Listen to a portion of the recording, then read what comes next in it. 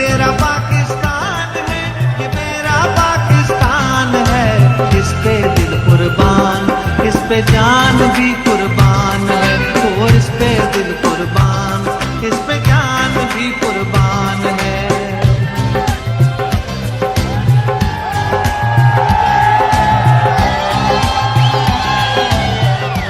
बिस्मिल्लाह, बिस्मिल्लाहिर्रहमानिर्रहीम। इय्याका नअबुदु व इय्याका नस्तईन। अल्लाह तेरी इबादत करते हैं और सिर्फ तेरे से मदद मांगते हैं मौला। लाहौर आज पहले तो मैं जिस तादाद में आप आज हॉकी स्टेडियम में आए, जश्न आजादी बनाने के लिए, मैं खास तौर पे अपनी बहनों को खुशामदीद कहता हूं। आज वो मुल्क खुशकिस्मत है जिसकी माएं और बहनें आजादी का जज्बा रखती हैं, जिनमें शऊर होता है। और वो मुल्क खुशकिस्मत है जिसर इस तरह के जुनूनी बाशऊर नौजवान होते हैं।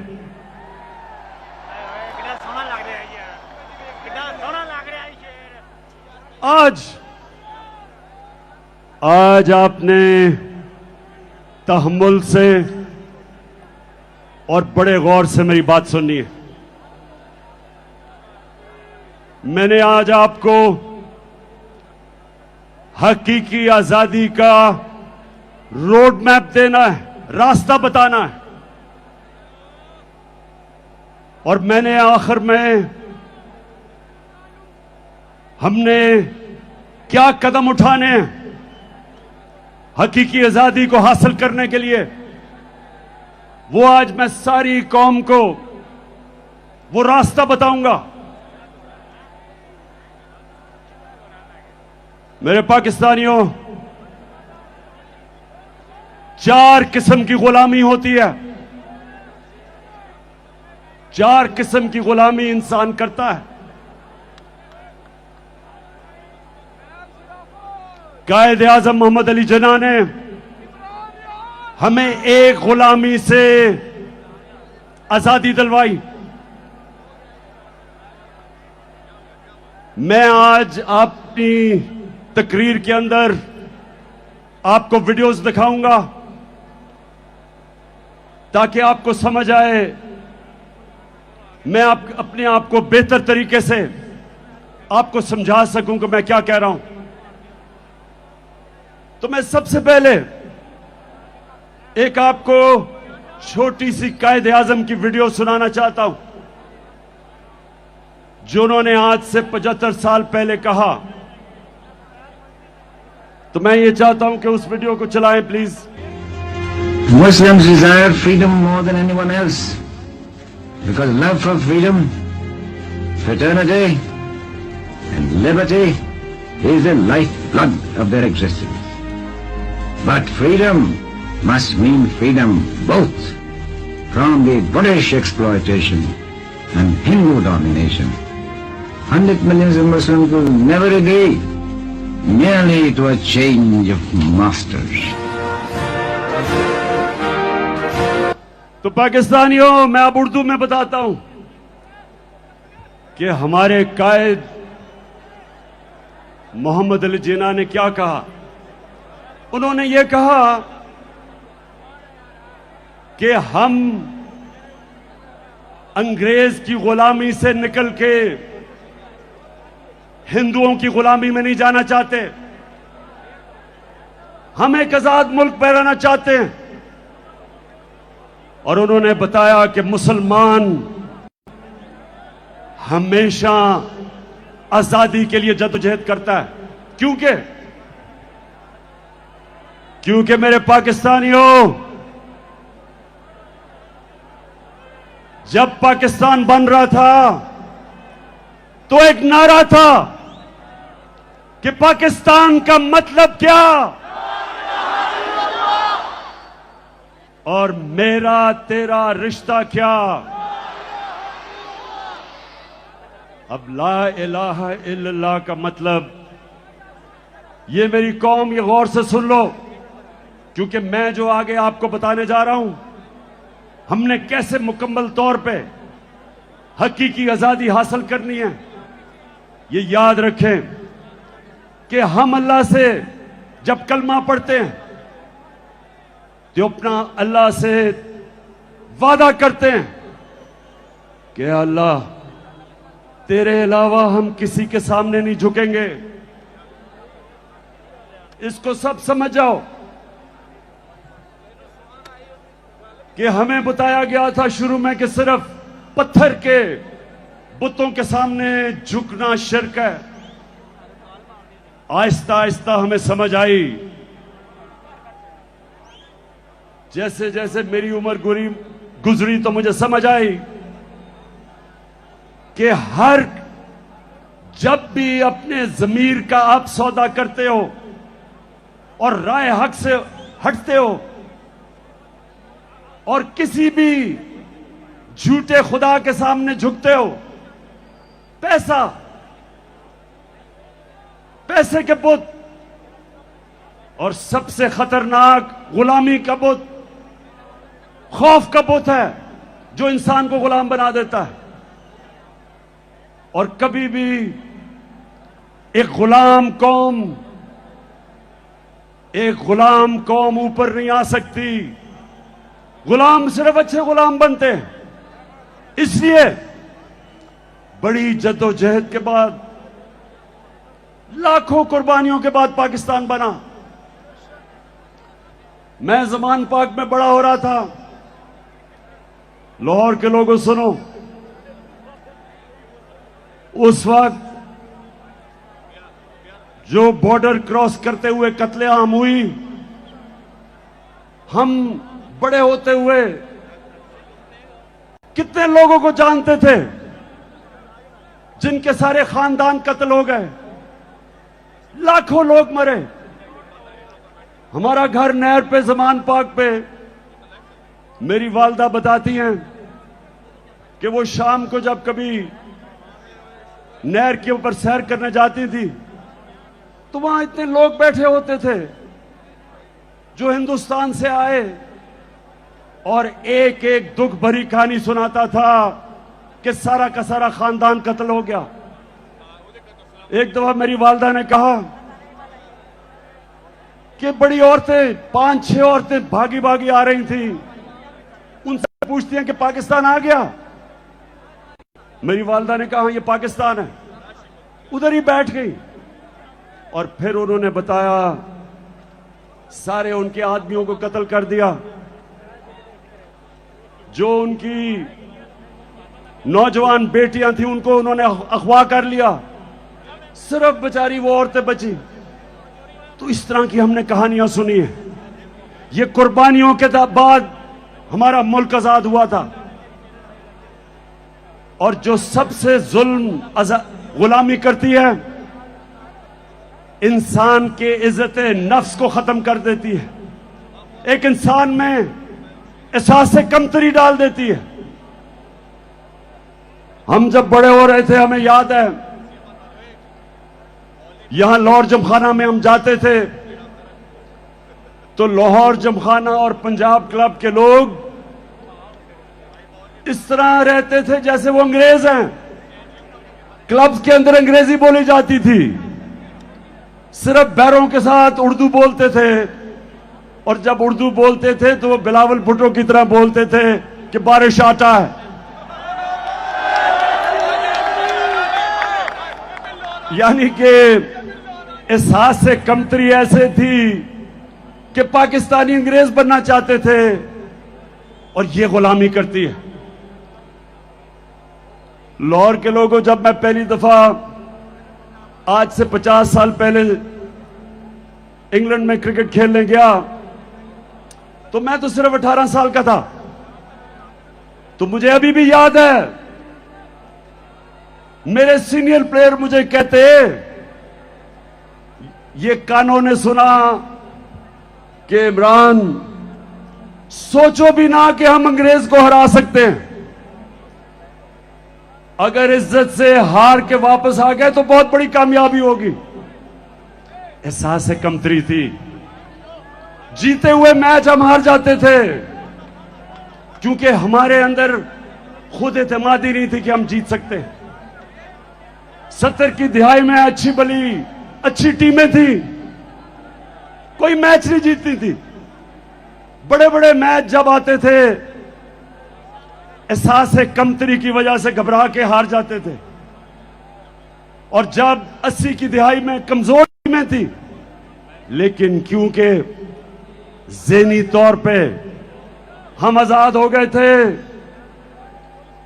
हारे हुए मैच जीतते थे।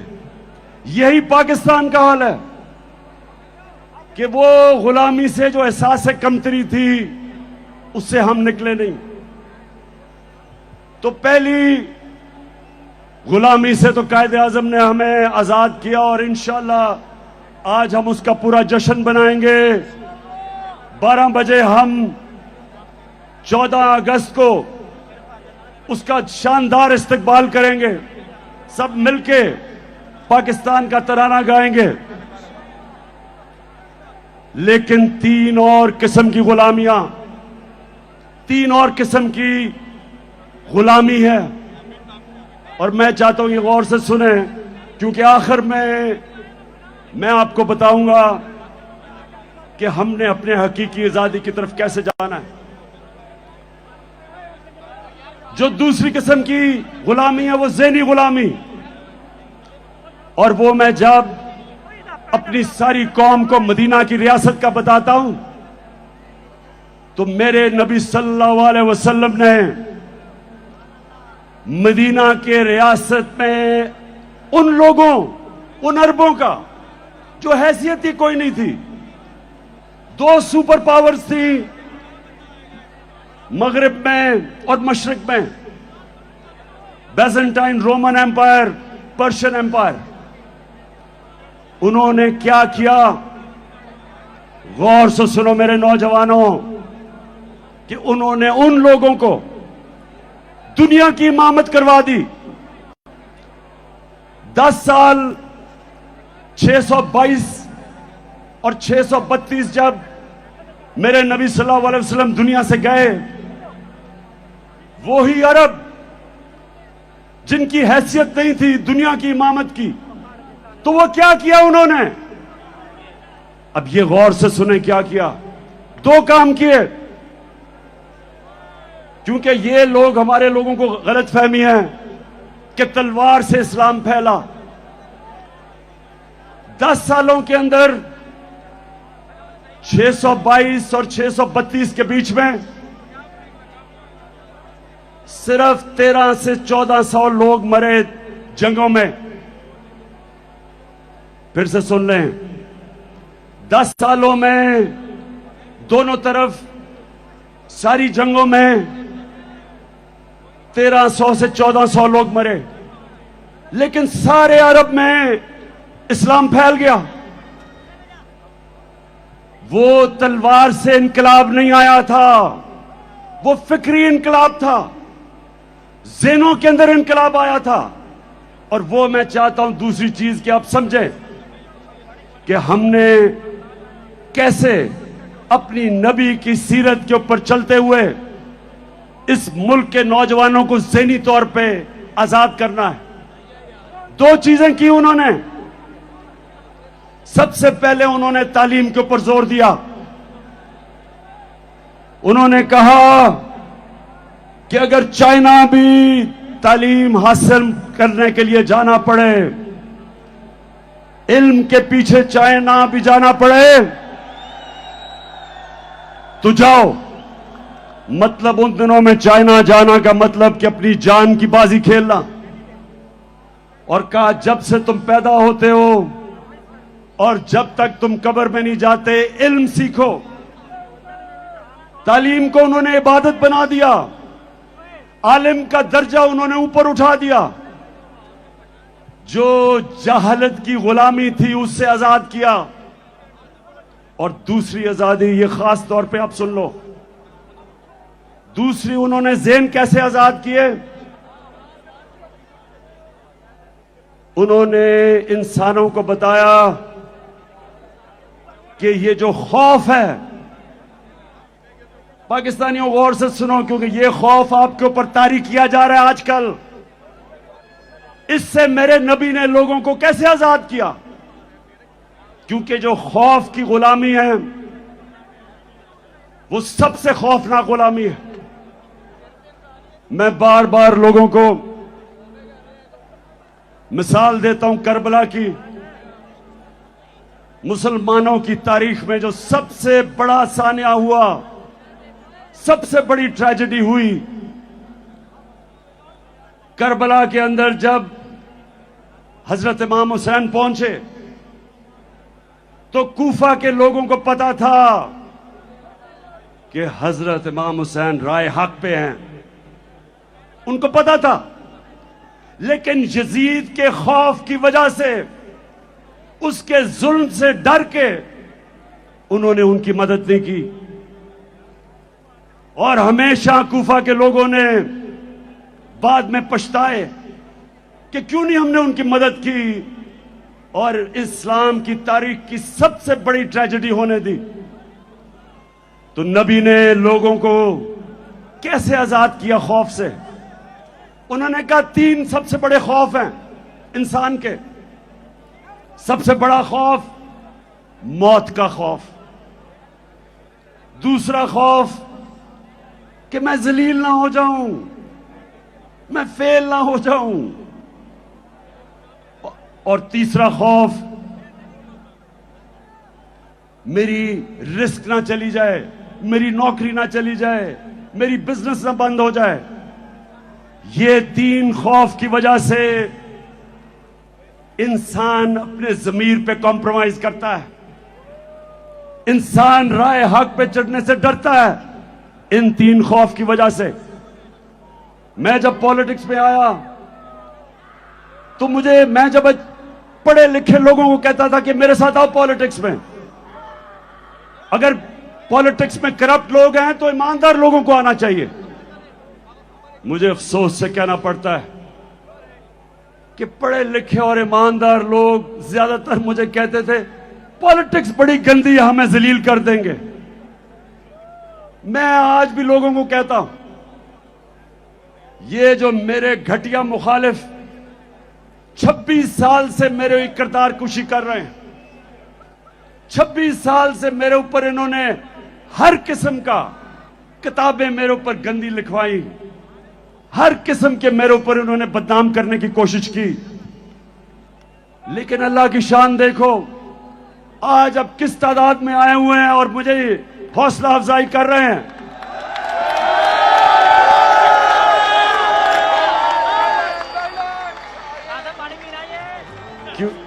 क्योंकि मेरे पाकिस्तानियों, ये अल्लाह ने कुरान में लिखा हुआ है कि इज्जत और जिल्लत मेरे हाथ में है। नहीं तो अमीर लोग, पैसे वाले लोग इज्जत खरीद सकते, लेकिन इज्जत नहीं खरीद सकते। और नहीं तो कमजोर और गरीब जलील होते, ऐसा नहीं है। और जिंदगी मौत, यह भी मैं आज आप सबको बता दूं कि आज तक किसी ने कोई बड़ा काम नहीं किया जो मौत से डरता है। कोई फौजी ने आज तक बड़े तगमे नहीं लिए जो मौत के खौफ के ऊपर काबू नहीं पाता। पहला आदमी जो माउंट एवरेस्ट पे चढ़ा था, सबसे ऊंचा पहाड़ दुनिया में, एडमंड हिलरी, उससे पहले जितनों ने भी कोशिश की थी माउंट एवरेस्ट पर चढ़ने की, या वो मर गए थे और या फेल हो गए थे। तो जब वो पहला आदमी माउंट एवरेस्ट पर चढ़ा, उसने अपने मौत के खौफ के ऊपर काबू पाया। और ये मदीना की रियासत में मेरे नबी ने किया, इंसानों को आजाद कर दिया, मौत का खौफ चला गया, पैसे की लालच वो चली गई, क्योंकि रिस्क तो अल्लाह के हाथ में। और उनको ये पता चल गया कि कोई इंसान हमें जलील नहीं कर सकता, मेहनत हम करेंगे, ऊपर वाला दिलों के राज जानता है, और उसके ऊपर ईमान रख के वो लोग, आजाद लोग, उनकी परवाज, जिस तरह अल्लाह कुरान में कहता है कि जब इंसान, सबसे अजीम मखलूक अल्लाह की, इंसान फरिश्तों से भी ऊपर चला जाता है, लेकिन जब गिरता है जानवरों से भी नीचे चला जाता है। तो हमारे हाथ में अब पाकिस्तानियों ये ज़हनी आजादी की तहरीक कि हमें पहले इत्मीनान होना चाहिए कि हम नबी सल्लल्लाहु अलैहि वसल्लम की उम्मत है, दुनिया के सबसे अजीम लीडर की उम्मत है। हमें ये जमीन में चूंटियों की तरह रेंगने की जरूरत नहीं। हम हाथ फैला के दुनिया के सामने क्यों फिरते हैं? हम वो कौम है, पाकिस्तान वो कौम है जो 27वीं रमजान पे पाकिस्तान बना था। अल्लाह ने इस मुल्क को हर किस्म की नेमत दी है, लेकिन कोई भी कौम जो गुलाम होती है, गुलाम ज़हनियत की, वो कभी उसकी परवाज ऊपर नहीं होती। तो दूसरी चीज कि हमने अपने बच्चों को नबी सल्लल्लाहु अलैहि वसल्लम की सीरत पढ़ानी है। मैं जब प्राइम मिनिस्टर था, मैंने रहमतुल लिल आलमीन अथॉरिटी बनाई, बड़े बड़े स्कॉलर्स को उसमें बिठाया। उस अथॉरिटी का मकसद यह था कि कॉलेजेस और स्कूलों में हमारे नबी सल्लल्लाहु अलैहि वसल्लम की जिंदगी हमारे बच्चों को बताएं, ताकि उनके कैरेक्टर मजबूत हों, ताकि वो ज़हनी तौर पे आजाद हों। और सबसे बड़ी चीज ये कि वो मगरबी तहजीब के गुलाम ना बन जाएं।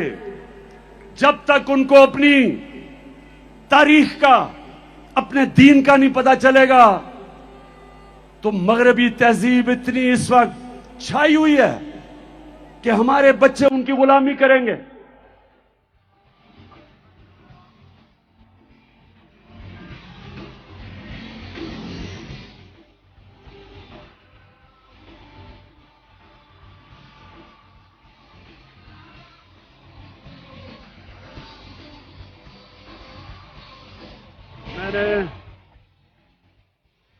और तीसरी गुलामी जिससे हमने आजाद होना है। अब ये मेरे पाकिस्तानियों गौर से सुनो, देखिए, पहले तो मैं आप सबको एक बात बता दूं कि मैं कभी भी किसी मुल्क के खिलाफ नहीं हूं, मैं किसी मुल्क का एंटी नहीं हूं। मुझे कहते हैं जी आप एंटी अमेरिकन हैं, मैं एंटी अमेरिकन नहीं हूं। अमेरिका में सबसे ताकतवर पाकिस्तानी कम्युनिटी है जो पाकिस्तानी अमेरिकन कम्युनिटी है। यह ताकतवर कम्युनिटी है। हम क्यों एक मुल्क के एंटी हों जिधर सबसे पैसे वाले हुनरमंद प्रोफेशनल्स पाकिस्तानी बैठे हुए हैं। और दूसरी चीज कि अमेरिका को पाकिस्तान सबसे ज्यादा अपनी चीजें एक्सपोर्ट करती है, हमारी सबसे ज्यादा एक्सपोर्ट्स अमेरिका को है। तो मैं बिल्कुल एंटी अमेरिकन नहीं हूं, मैं अमेरिका से दोस्ती चाहता हूं, लेकिन पाकिस्तानियों मैं गुलामी नहीं चाहता।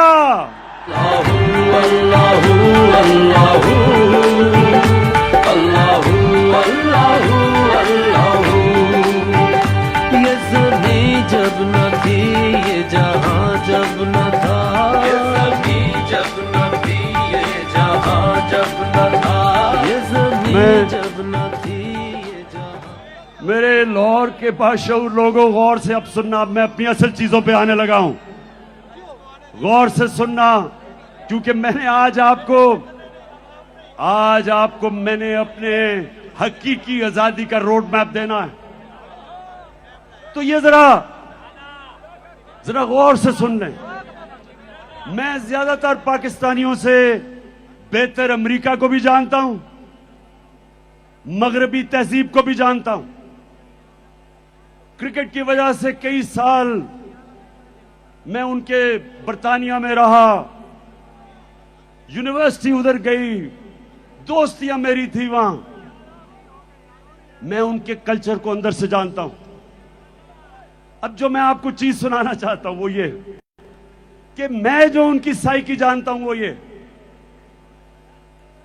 अगर आप उनके पैरों में गिरते हैं वो आपको इस्तेमाल करेंगे, अगर आप उनकी चमचागिरी करेंगे वो आपकी इज्जत नहीं करेंगे, लेकिन अगर आप अपने मुल्क के मफादात के लिए खड़े होंगे उनको अच्छा नहीं लगेगा, लेकिन वो आपकी इज्जत करेंगे। तो मैं जब सियासत में आया आज से 26 साल पहले, दो वजह से मैं पॉलिटिक्स में आया।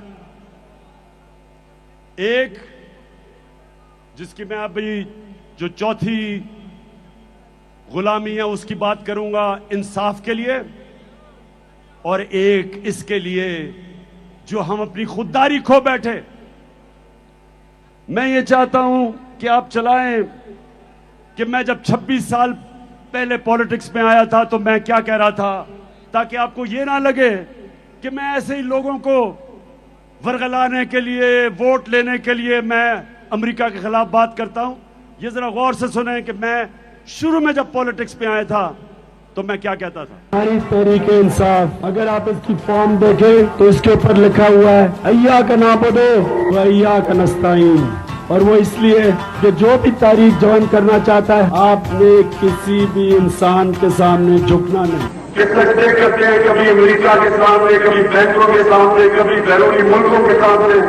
मैं आपको ये बताना चाहता हूँ कि तहरीक इंसाफ का नस्ल ये है किया का नाबुदो व अय्या का नस्ताईन, यानी कि सिर्फ अल्लाह की इबादत करते हैं और उसी से ही मदद मांगते हैं, इंसानों के सामने नहीं हम झुकते।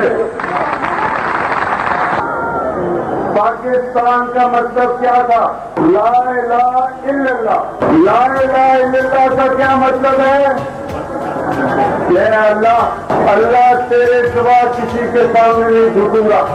और ये भी मेरा आपसे वादा है, आज तक ना मैं कभी किसी के सामने झुका हूं, पाकिस्तानियों कभी आपको किसी के सामने झुकने नहीं दूंगा।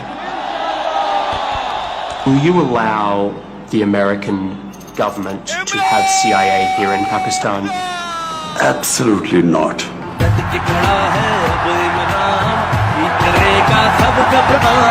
नया बनेगा पाकिस्तान, नया बनेगा पाकिस्तान, नया बनेगा पाकिस्तान। मैं ये मेरे पाकिस्तानियों ये आपको इसलिए बता रहा हूं कि मैं वो पाकिस्तानी था जिसको अल्लाह ने सबसे ज्यादा शोहरत दी। पैसा मेरी जिंदगी के मुताबिक बहुत था, मुझे क्या जरूरत पड़ी थी कि अगर मैं जाती मफादात के लिए पॉलिटिक्स में आता, कि जिस इंसान को अल्लाह ने सब दिया था उसको क्या जरूरत पड़ी थी कि 26 साल अपनी जिंदगी के पॉलिटिक्स में गुजारे और इन गंदे लोगों के साथ मथा लगाए।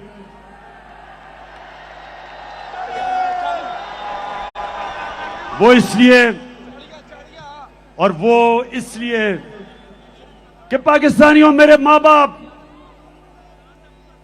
जब मैं बड़ा हो रहा था हमेशा मेरी मां ने और मेरे बाप ने कहा कि तुम्हें अंदाजा नहीं, तुम कितने खुशकिस्मत हो कि तुम एक आजाद मुल्क में पैदा हुए हो। हमारे से पूछो गुलामी क्या थी। अंग्रेज के ऑफिस में जाते थे तो आम जो उस वक्त इंडियंस थे उनके लिए सिर्फ चंद इंडियंस को बैठने की इजाजत थी। अंग्रेज के ऑफिस में आप खड़े रहते थे, उनकी कैंटोनमेंट थी, उनके क्लब थे, वहां कहीं ऐसे लिखा हुआ था कि इंडियंस और कुत्तों को इजाजत नहीं। ये होती है गुलामी। तो मैं बचपन से इस चीज का मुझे एहसास था और मैंने अपने मुल्क में एहसास कमतरी देखी अंग्रेज की गुलामी की वजह से। और हमेशा जब मैं क्रिकेट की खेलों में जाता था तो वो टीम जो कोई मैच नहीं जीतती थी, क्रिकेट की ग्राउंडों के ऊपर आहिस्ता आहिस्ता एक वक्त आया कि हमने अंग्रेजों को भी हराया, दुनिया को हराया, वर्ल्ड चैंपियंस बन गए। और मुझे फख्र था इस चीज का कि मैंने अपने मुल्क को ऊपर लेके गया। लेकिन मुझे हमेशा अफसोस होता था कि जब मैं अपने हुक्मरान, कोई बाहर से गोरा आता था, उसके सामने हाथ बांध के खड़े हो जाते थे, शर्म आती थी मुझे। और जब 26 साल पहले पॉलिटिक्स में आया तो ये जो आप सुन रहे हैं, ये आज से नहीं मैं बातें कर रहा। मेरी मोटिवेशन थी कि अल्लाह तूने मुझे कभी मौका दिया तो मैं अपने मुल्क को पैर पे खड़ा करूंगा, एक खुददार कौम बनाऊंगा और कभी किसी के सामने नहीं झुकने दूंगा।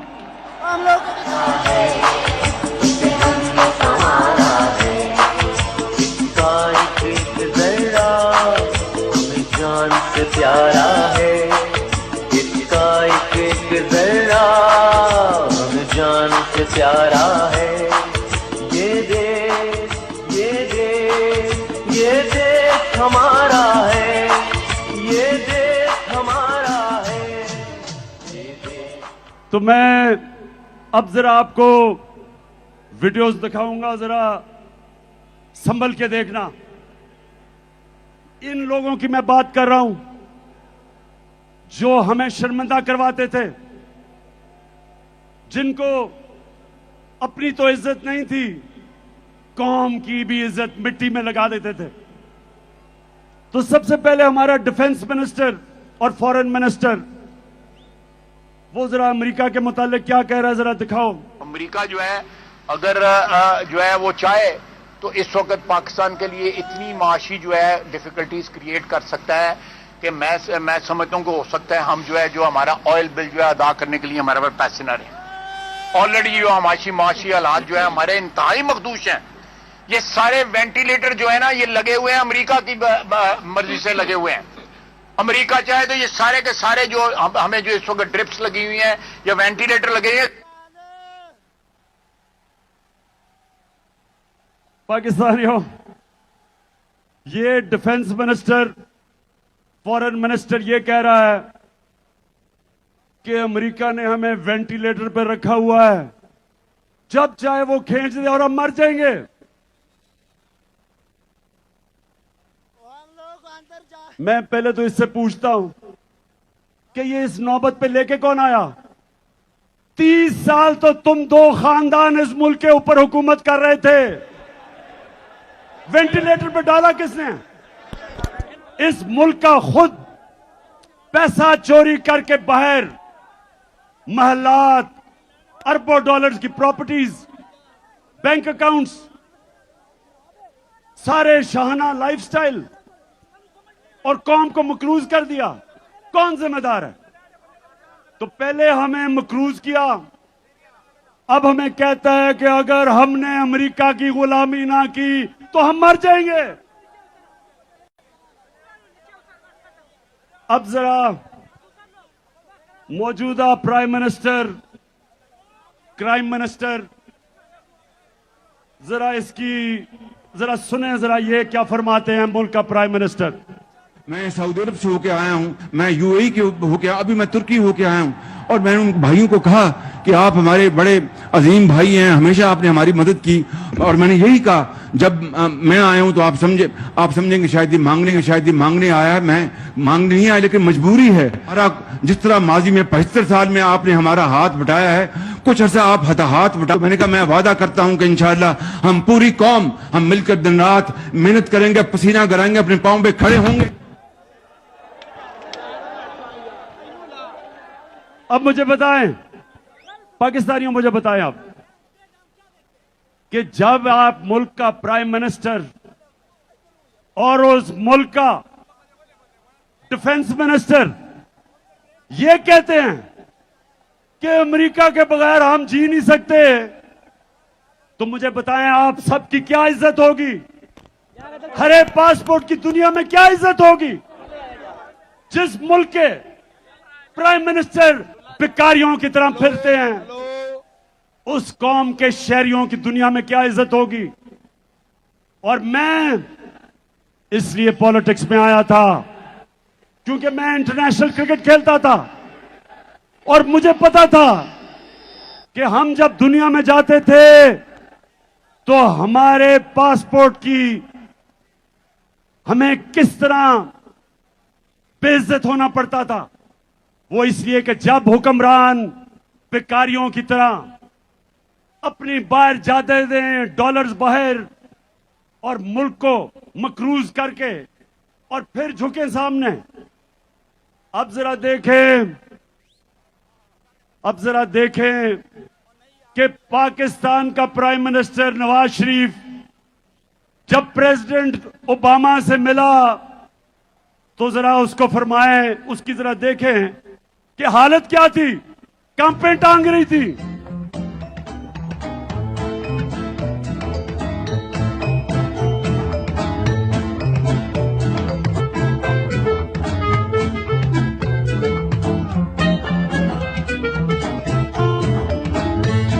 I thank you once again and look forward to welcoming you and Mr. Obama and Mrs. Obama in Pakistan.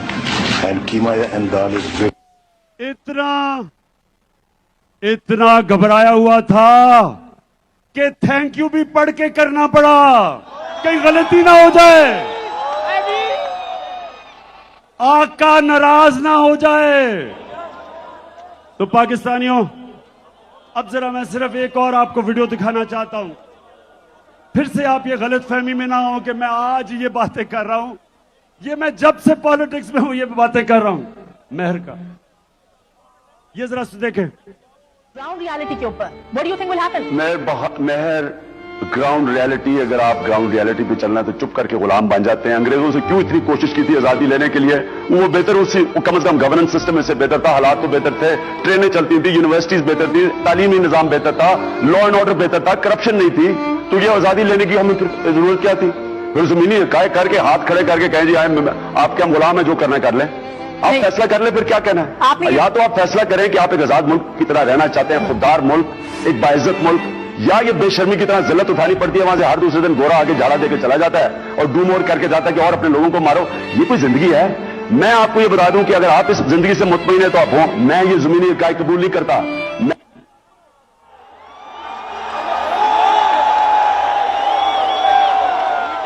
सो पाकिस्तानियों जरा गौर, अभी 12 बजे तक मैंने अभी जरा आखिर पॉइंट पे भी आना है, लेकिन मैं ये समझाना आपको चाह रहा हूं कि मेरा जो कायद था, कायद आजम मोहम्मद अली जिन्ना, अपनी तारीख की किताबें पढ़ें।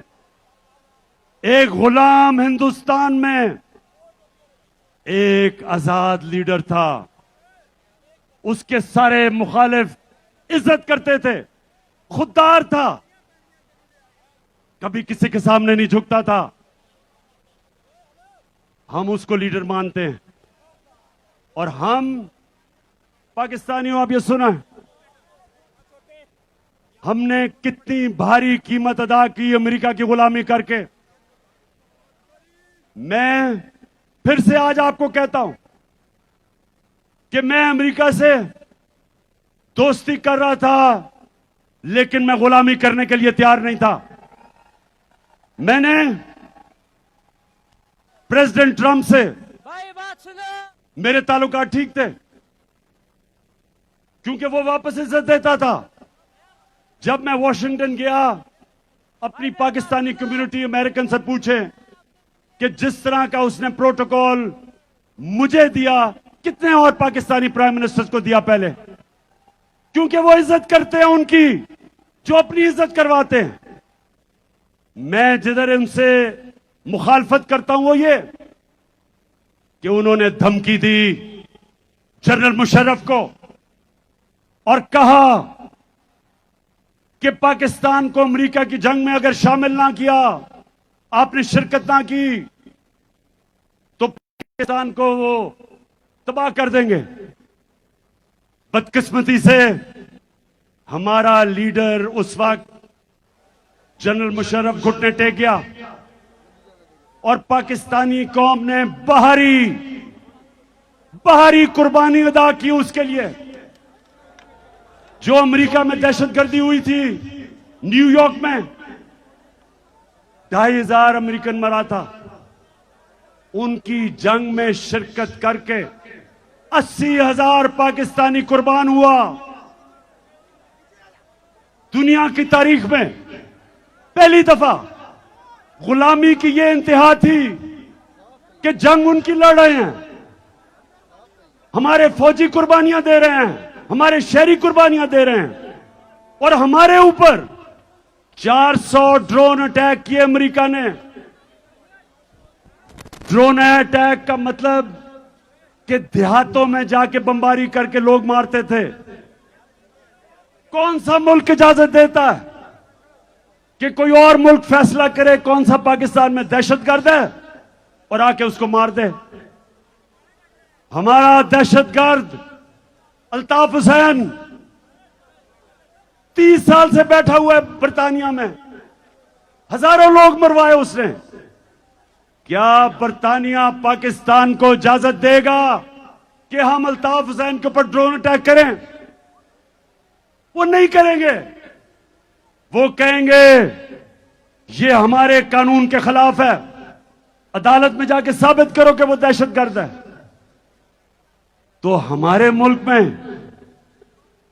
आप फैसला करके जिसको मर्जी 400 ड्रोन अटैक किए, एक मदरसे के ऊपर ड्रोन अटैक करके 60 बच्चों को मार दिया, और यहां चूहे बैठे हुए थे, किसी की जरूरत नहीं थी अमेरिका को कहे कि तुम जुल्म कर रहे हो। एक तहरीक इंसाफ ने ड्रोन अटैक्स के खिलाफ धरने दिए, बाकी ये जो नवाज शरीफ और आसिफ जरदारी, इनके मुंह से चू नहीं निकलती थी, क्योंकि इनके अरबों डॉलर बाहर पड़े हुए थे और ये डरते थे कि कभी भी इनका पैसा जब्त कर सकते हैं। ये पैसे की पूजा करने वाले हमारे मुल्क में जुल्म हुआ, इन्होंने जुल्म होने दिया, हमें टिश्यू पेपर की तरह इस्तेमाल होने दिया। मैं एंटी अमेरिकन नहीं हूं, लेकिन मैं अपने लोगों के मफादात के ऊपर किसी किस्म की कॉम्प्रोमाइज नहीं करने के लिए तैयार। फिर जरा सुने, फिर सुने, हमें हमारे एम्बेसडर असद मजीद वॉशिंगटन में, पाकिस्तानी एम्बेसडर, उसको मिलने आता है एक अमरीकी अंडर सेक्रेटरी ऑफ स्टेट, उसका नाम था डोनाल्ड लू। जरा गौर से सुने पाकिस्तानियों, ताकि आपको पता चले कि किस तरह हमारे मुल्क की जिल्लत हुई। वो आके हमारे एम्बेसडर को कहता है कि इमरान खान जो तुम्हारा प्राइम मिनिस्टर है, अगर तुमने अदम एतमाद की वोट पे उसको ना हटाया तो धमकी दी, तुम्हें मुश्किलों का सामना करना पड़ेगा। और कहता वो इसलिए कि वो रूस चला गया, रूस का दौरा किया उसने। जब मुझे ये पता चला, मैंने अपने फॉरेन ऑफिस को कहा कि ये होते कौन है मुझे कहने वाले कि मैं रूस क्यों गया। क्या मैं इनका गुलाम हूं? लाजिम है कि हम भी देखेंगे, हम देखेंगे,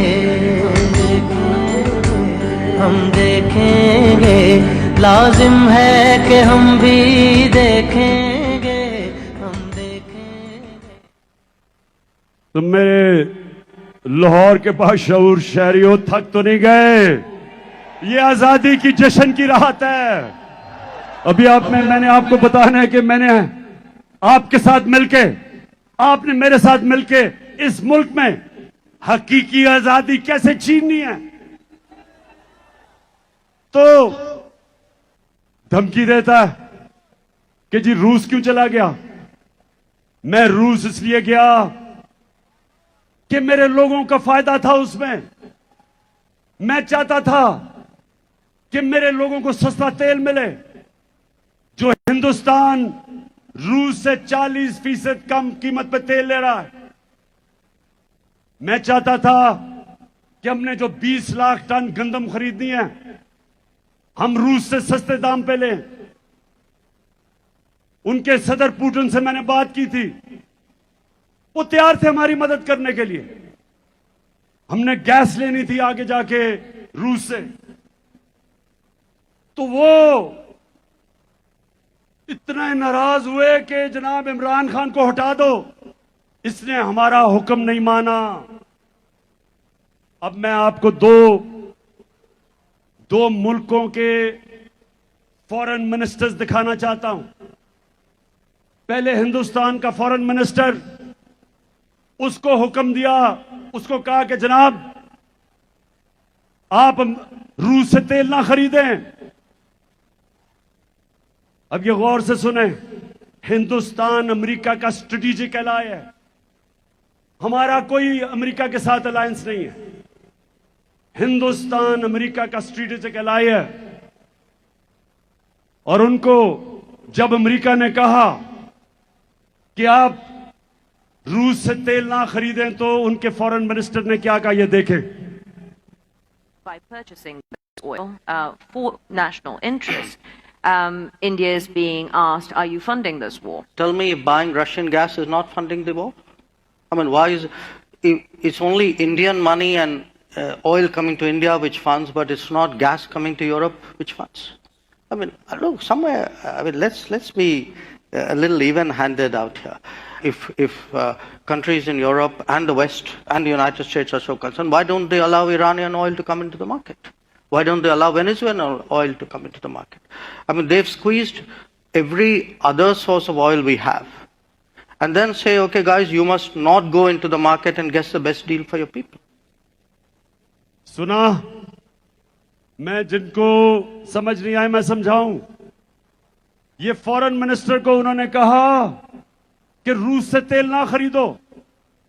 उसने आगे से कहा, तुम कौन होते हो मैं कहने वाले? यूरोप खरीद रहा है तेल उनसे। हमारे लोगों की जरूरत है, हम खरीदेंगे। ये होता है आजाद मुल्क। हमारे जब इनको ये जो इंपोर्टेड हुकूमत ये जब आई, तो हमने उनसे बात कर ली थी रूसियों से सस्ता तेल खरीदने की, लेकिन इनकी हिम्मत नहीं थी। यहां तेल की, पेट्रोल डीजल की कीमत आसमानों पे, जुर्रत नहीं थी कि कहें जी हमारे लोगों के लिए महंगाई है, गुर्बत की लकीर के नीचे जा रहे हैं लोग। और आप साउथ अफ्रीका को सुने कि साउथ अफ्रीका को अमेरिका का, ये सुन लें, अमेरिका का फॉरेन मिनिस्टर बैठा हुआ है, उसके सामने साउथ अफ्रीका की फॉरेन मिनिस्टर क्या कहती है? When we believe in freedom, as I'm saying, it's freedom for everybody. You can't say because Africa is doing this, you will then be punished by the United States. So that's been a disappointing passage of legislation by one house, and we hope the other house will not agree to such offensive legislation. One thing I definitely dislike is being told either you choose this or else. I definitely will not be bullied in that way. No. सुन लिया? उनकी foreign minister कहती कि हमें ना dictation दो कि हम क्या कर सकते हैं क्या नहीं कर सकते। तो अगर वो हिंदुस्तान जो हमारे साथ आजाद हुआ था उनमें इतनी खुददारी है कि वो अपने लोगों के मफादात के मुताबिक अपनी फॉरेन पॉलिसी बनाते हैं, तो ये हमारे कौन आ गए हैं कि जो उनके पैरों में लेटे हुए हैं, कहते हैं हम वेंटिलेटर पे हैं, वो अगला कहता है बेगर्स आर नॉट चूजर्स। तो मैं आज पाकिस्तानियों इस गुलामी के खिलाफ हूं। मैं आज वाजे कर दूं कि मैं इस कौम को कभी कभी किसी की गुलामी नहीं करने दूंगा। मैं अपनी कौम को इकट्ठा करूंगा। हम बहैसियत कौम मिलके अपने कर्जे उतारेंगे। हम बहैसियत कौम मिलके अपने पैर पे खड़े होंगे, मुश्किल वक्त गुजारेंगे। आजादी आसानी से नहीं मिलती। आजादी की जद्दोजहद में कुर्बानियां देनी पड़ती हैं। मुझे पता है कि मेरी कौम तैयार है कुर्बानियों के लिए, मुझे पता है। लेकिन ऊपर वो बैठे हुए हैं जो पैसे के गुलाम हैं, और हकीकी आजादी की जद्दोजहद तब तक जारी रहेगी जब इस हुकूमत इंपोर्टेड हुकूमत को हम फारग नहीं करते और इलेक्शन नहीं करवाते। हम मिलके इस मुल्क में जद्दोजहद करेंगे।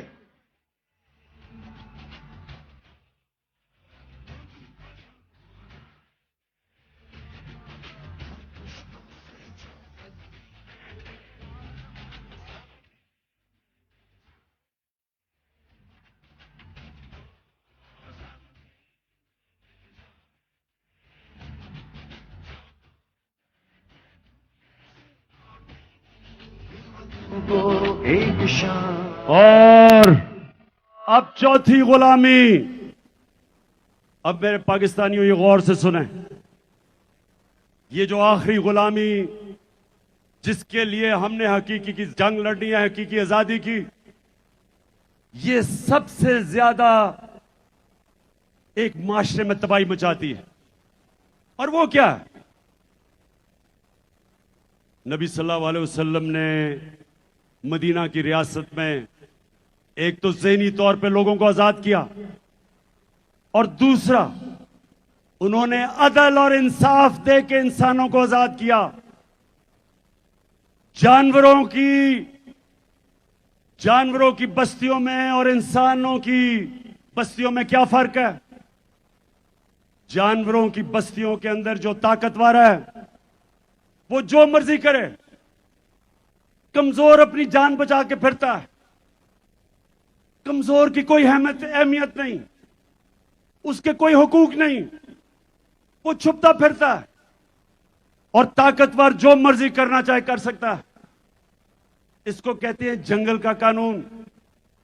इंसानी माशरा इंसाफ पे बनता है।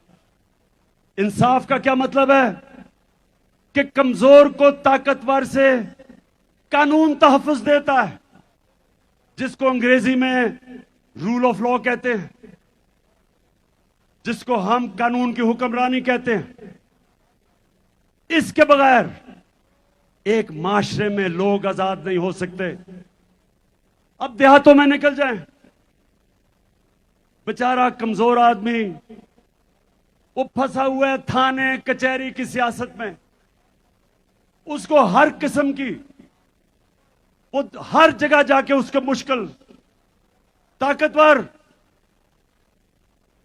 कानून तोड़े, चोरी करे, डाके मारे, उसके पास वसाइल होते हैं, उसको इंसाफ का निजाम नहीं पकड़ सकता। नबी सल्लल्लाहु अलैहि वसल्लम ने मदीना में इंसाफ दे के इंसानों को आजाद किया। हजरत अली रजी अल्लाह ताला एक यहूदी शहरी से केस हार जाते हैं, खलीफा वक्त होते हैं, क्योंकि काजी उनके बेटी की गवाही नहीं कबूल करता। आप सोचें कि वो क्या इंसाफ का निजाम होगा कि आम शहरी वक्फ के हुक्मरान से केस जीत सकता है, और वो भी एक अकलियत, वो मुल्क के हुक्मरान से केस जीत सकती है। ये था इंसाफ का निजाम, और वो इंसाफ के निजाम की वजह से लोग आजाद हो गए। एक बड़ा फेमस वाकया, एक शहजादा तवाफ कर रहा था खाना काबा की, एक गुलाम का पैर आ गया उसके चोगे के ऊपर, उसने उसको मारा। गुलाम ने जाके नबी सल्लल्लाहु अलैहि वसल्लम को बताया कि मेरे से गलती से पैर आ गया और इसने मुझे मारा। नबी सल्लल्लाहु अलैहि वसल्लम ने शहजादे को बुलाया और गुलाम को कहा कि वापस मारो इसको, किसी को इजाजत नहीं, कोई कानून के ऊपर नहीं। मेरे पाकिस्तानियों, इस तरह वो आजाद हुए थे, इस तरह वो माशरा, दुनिया में आजाद लोगों का माशरा ऊपर उठ गया था। हमारे मुल्क में जब तक हम लोगों को उनके हकूक नहीं देंगे, कमजोर को ताकतवर से तहफ़्फ़ुज़ नहीं देंगे, हम लोगों को आजाद नहीं कर सकते। ये बदतरीन गुलामी है। हिंदुस्तान की तारीख, जो ऊपर से आता था, जो भी अटैक करता था हिंदुस्तान को, वो सीधा पहुंचता था पानीपत, जिधर जाके जंग लड़ी जाती थी पानीपत की। क्यों? क्योंकि लोग मुकाबला करने के लिए तैयार नहीं थे, क्योंकि वो गुलाम थे। सिर्फ आजाद माशरे अपनी आजादी के लिए लड़ते हैं। तो मेरे पाकिस्तानियों, मैं अब आपको एक वीडियो दिखाने लगा हूं कि हमारा पुरअमन एहतजाज था 25 मई को, उसमें हमारे साथ पुलिस ने क्या किया। हमारा हक था पुरअमन एहतजाज करने का। ये 3 दफा हमारे दौर में 3 दफा धरने दिए गए। 2 दफा फजलुर रहमान ने, 1 दफा कैंपेन टांगनी बिलावल ने, 2 दफा डीजल ने, 1 दफा कैंपेन टांगने वाली ने। हमने ना कोई रास्ते में रुकावट की, ना कोई मुश्किलें की, ना कोई एफआईआर रजिस्टर की।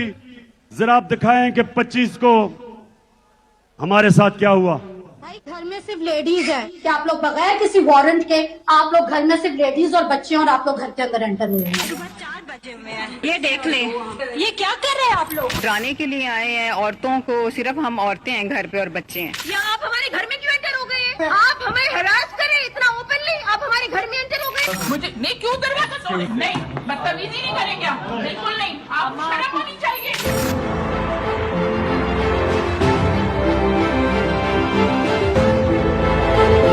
तरीका तो नहीं कि 40 के 40 मर्द औरत गुंडों की तरह घरों के अंदर दरवाजे टाप के गेट तोड़ के अंदर घुस गए हैं। हम पे बदतमीजी की है, तशद्दुद किया है, इतना मुझे मार के इतने बुरे तरीके से मेरी बेटी को थप्पड़ मारा है।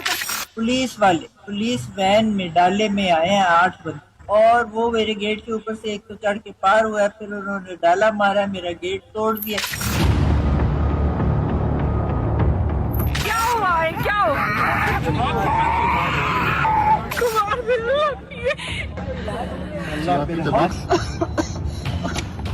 यार उसको सांस नहीं आ रहे। पानी पिए आंटी, पानी पिए, ये ठीक हो जाएगा। पानी पिए आंटी।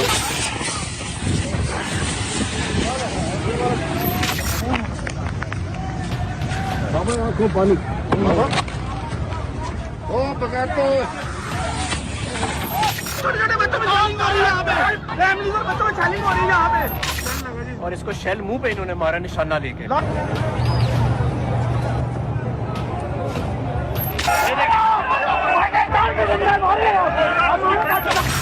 गिर जाएगी भाई, गिर जाएगी।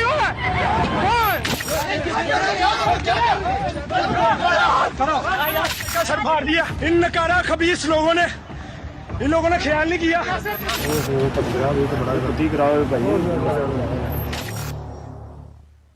अच्छा, अब ये जो अभी आपने देखा, एक पुरअमन एहतजाज जमहूरियत के अंदर, पहले हुकूमत गिराई, पुरअमन एहतजाज किया, और इस तरह का इस मुल्क की पुलिस ने मुल्क का आइन भी तोड़ा, मुल्क का कानून भी तोड़ा, और कमजोरों के ऊपर दहशतगर्दी की, खौफ फैलाने के लिए। अब मैं जरा एक और, अभी हालिया में शहबाज गिल, उसको उठा लिया, चलें वो कानून के सामने जाएगा, लेकिन तशद्दुद किया उसके ऊपर। उसको हर इंसान को मौका मिलना चाहिए अपने आप को बेकसूर साबित करने का। ये तो इंसाफ का निजाम है, इंसाफ का तकाजा है। उसको तशद्दुद किया, लेकिन सबसे खौफनाक चीज, उसके ड्राइवर की बीवी को उठा लिया और उसकी 10 महीने की बेटी। ये जरा आप देखें।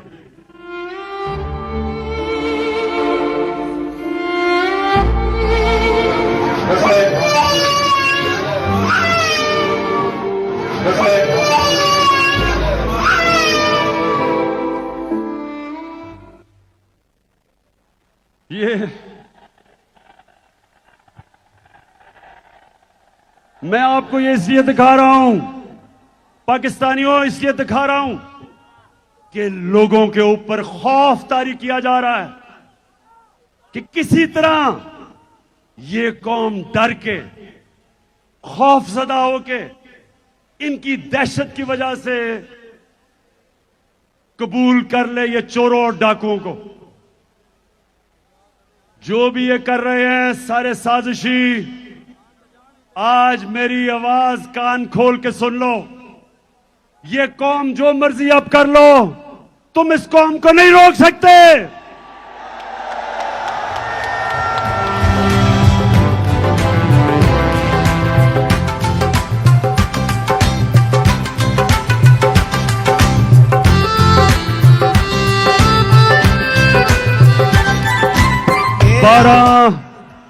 12 बज गए हैं, लेकिन मैं आपसे 5-7 मिनट के बाद बात करके फिर हम सारे कौमी तराना गाएंगे और फिर जश्न बनाएंगे आतिशबाजी का 14 अगस्त का। वो इस पे दिल कुर्बान, इस पे जान भी कुर्बान है। तेरा पाकिस्तान है, ये मेरा पाकिस्तान है। तेरा पाकिस्तान है, ये मेरा पाकिस्तान है। इस पे दिल कुर्बान, इस पे जान भी कुर्बान है। वो इस पे दिल कुर्बान, इस पे जान भी कुर्बान है।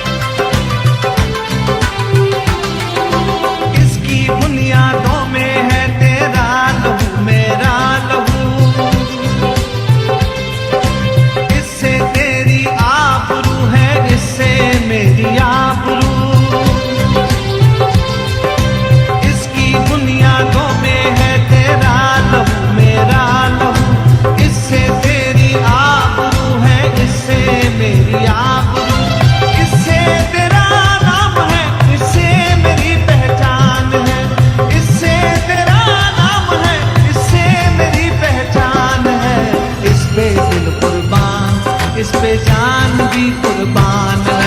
वो इस पे दिल कुर्बान, इस पे जान भी कुर्बान है। तेरा पाकिस्तान है, ये मेरा पाकिस्तान है। तेरा पाकिस्तान है, ये मेरा पाकिस्तान है। इस पे दिल कुर्बान, इस पे जान भी कुर्बान है। वो इस पे दिल कुर्बान, इस पे जान भी कुर्बान है।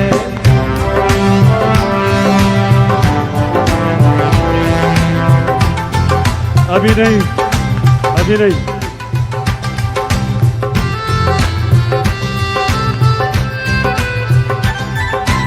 एक दयारे नूरो निखत बात ये मेहरान है। नूर आंखों का मेरी खाके बन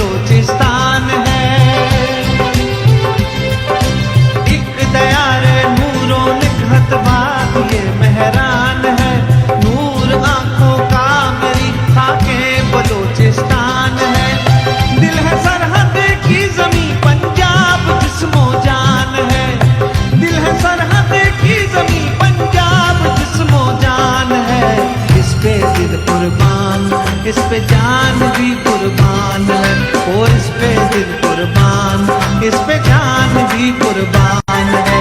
तेरा पाकिस्तान है, ये मेरा पाकिस्तान है, तेरा पाकिस्तान है, ये मेरा पाकिस्तान है, इस पे दिल कुर्बान, इस पे सबको 14 अगस्त की मुबारक हो। इस पे जान भी कुर्बान है।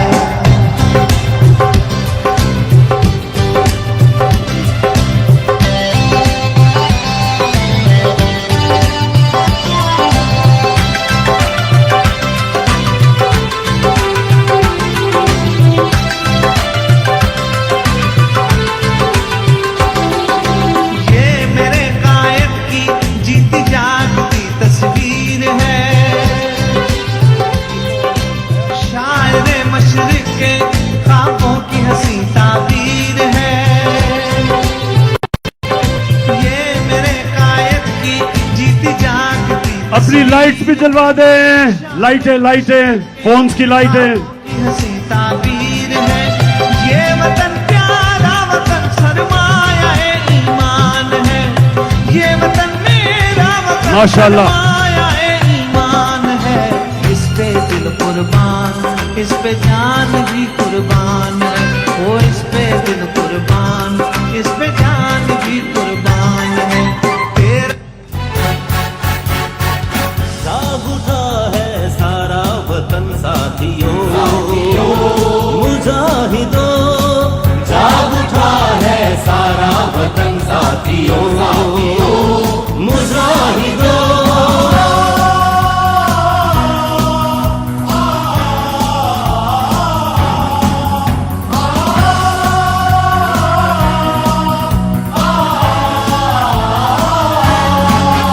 आज मजलूम जालिम से टकराएंगे, जालिम से टकराएंगे,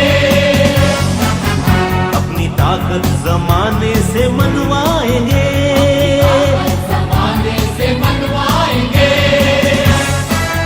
साम्राज्य खुदाओं पे छा जाएंगे, साथ है मर्दोजन सर पे बांधे कफन, साथ है मर्दोजन सर पे बांधे कफन। जाग उठा है सारा वतन साथियों, मुजाहिदों।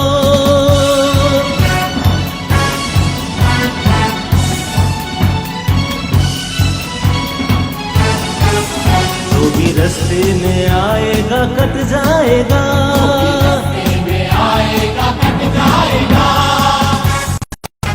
रन का मैदान लाशों से पट जाएगा,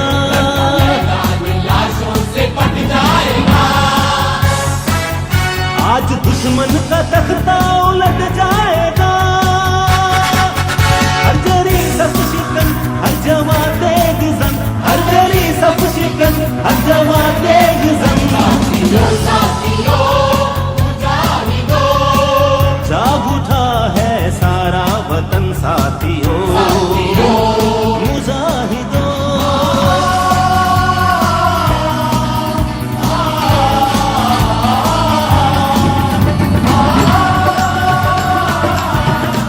बस अभी और जश्न बनाएंगे, फिक्र ना करो, पहले से मैं अपनी बात खत्म कर लूं। देखें, अब वैसे आज मैंने अपनी जिंदगी में सबसे बेहतरीन 14 अगस्त बनाया,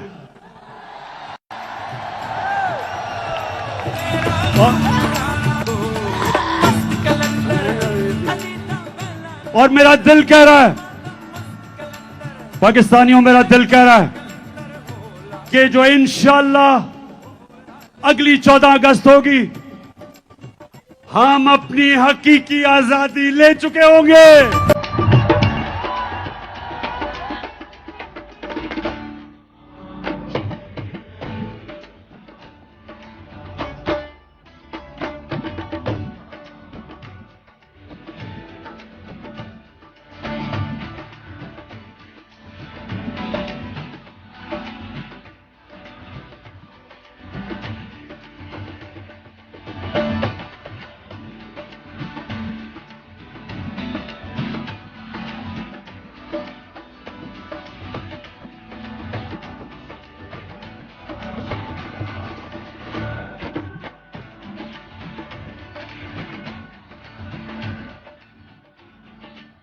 अच्छा, अभी फिर जश्न होगा, लेकिन मैं आपको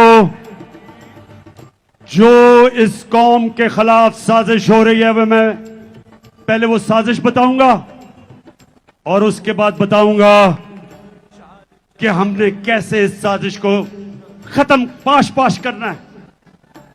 साजिश क्या हो रही है, थोड़ा खामोशी से सुन लें ताकि आपको समझ आ जाए कि जो बैरूनी मुल्क की साजिश जिनके साथ इस मुल्क के मीर जाफर और मीर सादक मिले हुए हैं, जिन्होंने हमारी हुकूमत गिराई, और अब वो क्या साजिश कर रहे हैं, थोड़ी खामोशी से सुने। पहले उन्होंने हमारी हुकूमत गिराई, इनका ख्याल था कि लोग मिठाइयां बांटेंगे, कौम सड़कों पे आ गई,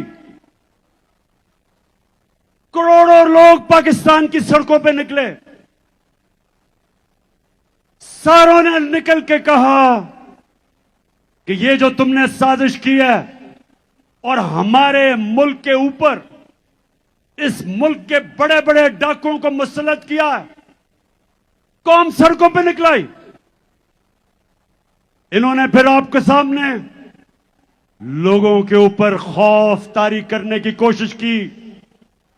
25 मई को इन्होंने औरतों को, आपने देखा, घरों में घुस घुस के डराया, 3 लोग शहीद हुए। इन्होंने समझा कि अब लोग डर के सहम गए, लेकिन जब पंजाब के बाय इलेक्शन आए, कौम सड़कों पर निकलाई। धांधली के बावजूद हमने इनको शिकस्त दी, फेंटा लगाया। जिस तरह वाहिद कप्तान था मैं जो हिंदुस्तान में गया और हिंदुस्तान के एम्पायरों के बावजूद हिंदुस्तान को फेंटा लगा के आया।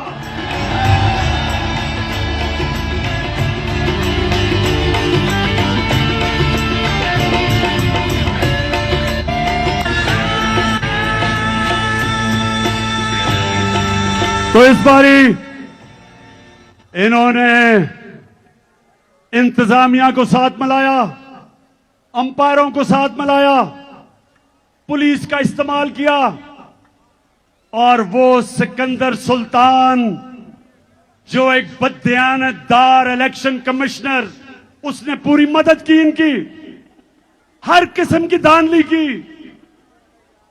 और सिकंदर सुल्तान वो तो एक बुज़दिल आदमी है, उसको तो पीछे से एक बूट पड़ा, इसलिए उसने एक जूता पड़ा तो उसने पूरी मदद की। इस सारों के बावजूद अवाम, कभी बाय इलेक्शन में ऐसे अवाम नहीं निकली। लाहौर के लोगों, मैं खास तौर पे तो आपको सलाम करता हूं कि आपने पूरी तरह शिकस्त दी इनको। उसके बाद इन्होंने एक नया प्लान बनाया जो मैं आप सबके सामने रख रहा हूं। प्लान यह बनाया कि इमरान खान के खिलाफ केसेस करो, इलेक्शन कमीशन में तोशाखाना का केस, फंडिंग का केस, किसी तरह इसको डिस्क्वालीफाई करो, और इसको डिस्क्वालीफाई करके उधर से नवाज शरीफ को बुलाओ, वो भगौड़े को बुलाओ जो झूठ बोल के बाहर भागा हुआ है, और फिर कहो कि देखें हम इमरान खान को भी लड़ने देंगे और नवाज शरीफ को भी अगर उसका जो बैन है वो हटाया जाए। जो भी ये साजिश कर रहे हैं, कान खोल के सुन लो, इमरान खान कोई डील नहीं करने लगा।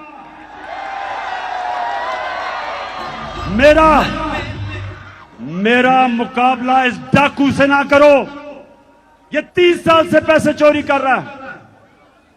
मैं सिर्फ आपको एक छोटी सी वीडियो जरा एंजॉय करेंगे। वीडियो ये जरा गौर से सुने। ये आज से 12 साल पहले, आज से 10 साल पहले, ये देखें जरा वीडियो।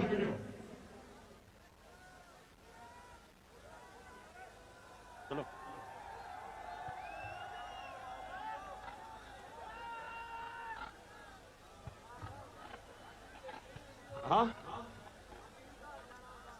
मरियम की तला दो। हाँ, ये लो। ये वाली नहीं, मुझे पता है आप पावर इन इस्लाम। बस बस बस ये पुरानी वीडियो वो चलाओ ना, वो जो एवन फील्ड अपार्टमेंट की वीडियो है, जरा सुने तो देखे सही। इनकम इतनी है कि आपको ये प्रॉपर्टी आप ले सकते हैं कि आपने मे फेयर के अंदर जो आपकी 4 अपार्टमेंट्स हैं उनकी 1 अरब से ज्यादा, 1 अरब रुपए से ज्यादा उनकी कीमत है। अब 4.5 अरब तक पहुंच गई है उनकी कीमत। आपने अपनी जो टैक्स में टोटल आमदनी बताई है 94 में, वो 1.5 लाख रुपए है। मुझे ये बताएं कि आपने अरबों रुपए की मे फेयर में प्रॉपर्टी खरीदी कैसे? ये था 10 साल पहले, आज से 10 साल पहले। ये अब उसका जवाब आता है। सलमान शहबाज शरीफ का बेटा जो मफरूर हुआ है, वो इसका जवाब देता है। बात ये है कि जिन अरबों रुपए की मे फेयर की प्रॉपर्टीज की ये बात कर रहे हैं, ये तो पहले पता नहीं है। बताएं कौन सी प्रॉपर्टीज है, लाएं, दिखाएं, उसका कोई प्रूफ लाएं। ये कह रहा है, अब ये सुनते रहेंगे जरा, मैं चाह रहा हूं गौर से देखें। 2012 में मैं कह रहा हूं कि इनकी प्रॉपर्टीज हैं। सलमान शहबाज शरीफ का वो बेटा जो किकबैक स्पेशलिस्ट है, वो आके कहता है कि कौन सी प्रॉपर्टीज। अब मरियम बीबी को सुने। कि इस तरह मुझे लगा कि आप लोगों को बेवकूफ नहीं बना सकते। मेरी सेंट्रल लंदन में प्रॉपर्टीज तो दूर की बात है, मेरी पाकिस्तान में भी कोई प्रॉपर्टी नहीं है। मैं अपने वालिद के साथ है और मुझे समझ नहीं आई कि मेरी और मेरी वालिदा की और बहन भाइयों की प्रॉपर्टीज ये कहाँ से निकाल के ले आए। अब ये सुन लिया आपने कि किधर से प्रॉपर्टीज निकाल ली। मेरी तो लंदन छोड़े, पाकिस्तान में भी कोई प्रॉपर्टी नहीं। अब देखें, सुने सुने सुने सुने नौजवानों सुनो। एक हदीस है कि शैतान इंसान के गुनाह दुनिया में नशर कर देता है।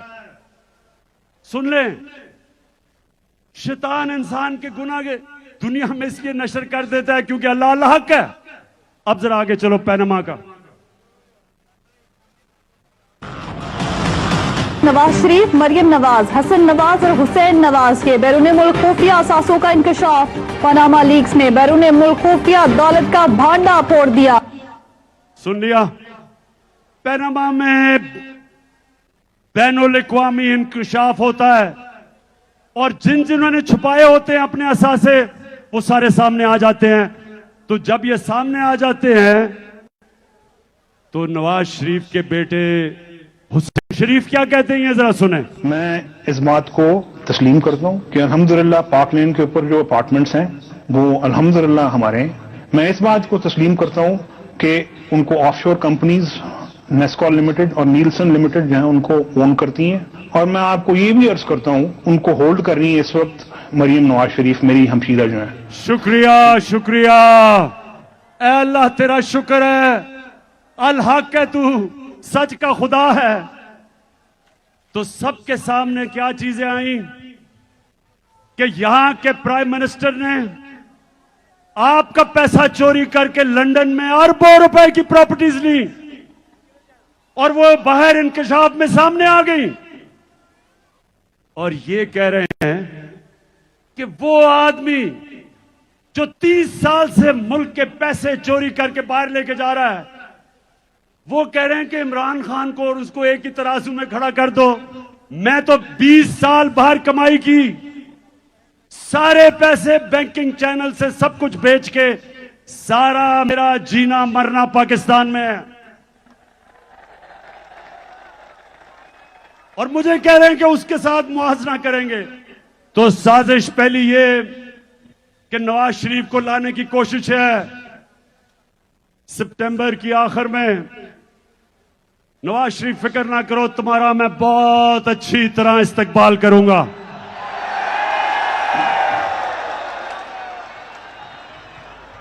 साजिश, एक मिनट, साजिश दूसरी कि इमरान खान के ऊपर केसेस करो, किरदार कुशी करो। ये वो जो टीवी स्टेशन लिफाफों वाले, पैसे लेके जमीर बेचने वाले, उनके जरिए इमरान खान की किरदार कुशी करो, उसको बुरा भला करो, उसको डिस्क्वालीफाई करो, और फिर वो टीवी चैनल जो इमरान खान का मौकफ पेश करती हैं उनको बंद करो, ARY को बंद करो। ARY को किस लिए बंद किया भाई? ARY का क्या कसूर था? उसको क्या पता था कि शहबाज गिल क्या कह देगा प्रोग्राम में? ARY का क्या कसूर था? उसका कसूर यह था कि वो इमरान खान का मौकफ पेश करता है, जबकि ये दूसरे किराए के टट्टू, जमीर फरोश,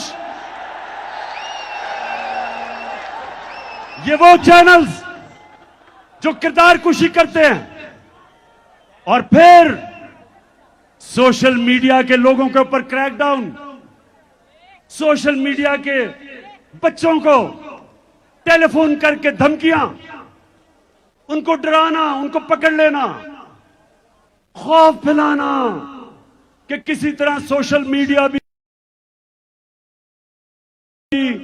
इस मुल्क में इमरान सामने ना लेके आए, उसको भी बंद कर दो। और उससे भी खौफनाक चीज ये एक और साजिश चल रही है कि हमारी अदलिया को तकसीम करने की, ताकि अदलिया से अपने फैसले करवाए जाए। मीडिया का मुंह बंद करो, अदालतों को तकसीम करो, मुल्क में खौफ फैलाओ, इमरान खान की आवाज बंद करो, और फिर इन चोरों को, डाकुओं को हमारे ऊपर मुसल्लत करो जो बैरूनी एजेंडा है। और इससे एक और बहुत खौफनाक गेम चल रही है कि इमरान खान और फौज के बीच में, तहरीक इंसाफ और फौज के बीच में आपस में लड़ाई करवाई जाए, आमना सामना करवाया जाए। मेरे पाकिस्तानियों, मैं 18 साल का था जब मैं बांग्लादेश, तब ईस्ट पाकिस्तान था, मार्च 1970 मैं ईस्ट पाकिस्तान मैच खेलने गया अंडर 19 का। हमें यहां मीडिया पे ब्लैकआउट था, डिक्टेटर का जमाना था, मीडिया के ऊपर पाबंदियां थी, हमें पता ही नहीं था कि ईस्ट पाकिस्तान में क्या हो रहा है। जब मैं वहां मैच खेलने गया तो मेरा चाचे का बेटा ब्रिगेडियर शफीक उसके पास में ठहरा। वो पहली दफा उसने मुझे बताया कि हो क्या रहा है, कि अवाम यानी कि वो जमात जो बांग्लादेश की, बल्कि पाकिस्तान की सबसे बड़ी जमात थी, उसके खिलाफ मिलिट्री एक्शन हो रहा था, शुरू हो रहा था। और सारे पाकिस्तानी सुन लो, इतना बड़ा जुल्म हुआ जो हमारा मुल्क टूटा, बड़ा सानिया हुआ पाकिस्तान से कि जब आप फौज को और सबसे बड़ी मुल्क की जमात का आमना सामना करवाते हैं तो नुकसान तो मुल्क का है। आज फिर वो साजिश हो रही है, हर किस्म का प्रोपेगेंडा किया जा रहा है कि जनाब इमरान खान तो शोहदा के खिलाफ, उनके खिलाफ बात कर रहा है। शर्म करो, इमरान खान वो पाकिस्तानी है जो गुलामी की, अगर गुलामी हो वो मौत उसके लिए बेहतर है। अगर मुझे ये हो कि गुलामी या मौत, मुझे मौत पसंद है। ये कैसे हो सकता है कि एक मुल्क की मैं फौज को कमजोर होने दूंगा? ये कैसे हो सकता है कि मैं चाहूंगा कि मेरे मुल्क की फौज कमजोर हो? क्योंकि अगर पाकिस्तान की फौज कमजोर होती है, यहां इतनी बैरूनी साजिशें हैं, मैं बार बार कह बैठा हूं कि मुल्क के 3 टुकड़े करना चाहते हैं वो। इसलिए इमरान खान कभी नहीं चाहेगा कि उसकी फौज कमजोर हो। वो चाहेगा कि उसकी फौज एक मजबूत इदारा हो। अब मैं आपको बताऊं, अब मैं ये चाहता हूं कि जो लोग आज इख्तिदार में बैठे हैं, जरा मैं आप सबके सामने दिखाना चाहता हूं कि इन्होंने पाकिस्तान की फौज के मुतल्लिक क्या कहा है। देखें जरा। जनरल कमर जावेद बाजवा साहब, आपने हमारी अच्छी भली चलती हुकूमत को रुखसत करवाया, जजों से जोर जबरदस्ती से फैसले आपने लिखवाए। जनरल बाजवा साहब, आपको 2018 इलेक्शन में अवाम के मैंडेट की चोरी का हिसाब देना है। हाँ, नवाज शरीफ ने ये जरूर किया कि उसने किरदारों और इदारों के दरमियान एक वाज़ेह लकीर खींच दी है। 1 या 2 अफराद इदारा नहीं हुआ करते। 1 या 2 अफराद इदारों की बदनामी का बायस बना करते हैं।